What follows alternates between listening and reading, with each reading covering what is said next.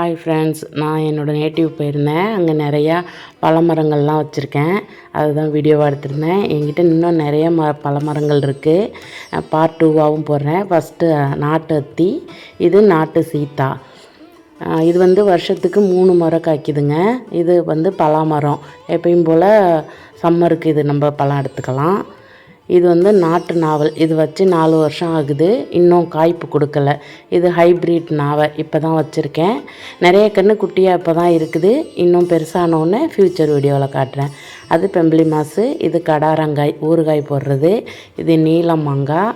இது உருண்டை சப்போட்டா. சப்போட்டாவில் நிறைய வெரைட்டி இருக்குது. இது ஒரு வெரைட்டிங்க. அடுத்தது ஹைப்ரிட்டு பெருநெல்லி.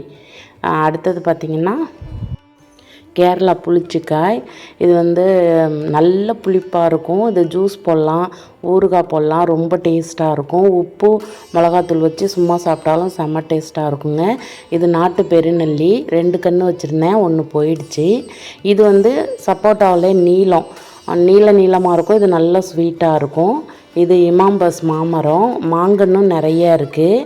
இது பலா என் மாமியார் வச்சது 30 வருஷத்துக்கு மேலே ஆகுதுங்க. இது கொய்யா. இது தேன் பலா. இது நான் கல்யாணம் பண்ணி வந்ததுக்கப்புறம் சீடு போட்டு முளைச்சது தான். செம்ம டேஸ்ட்டாக இருக்கும். இது மலை இழந்த. இது ராமர் சீத்தா. இது கொல்லிமலையிலேருந்து கொண்டு வந்த பழத்துலேருந்து சீடு எடுத்து போட்டு முளைக்க வச்சது. இது ருமேனியா மாம்பழம். இது அரைநெல்லி. இது பன்ருட்டி பலா.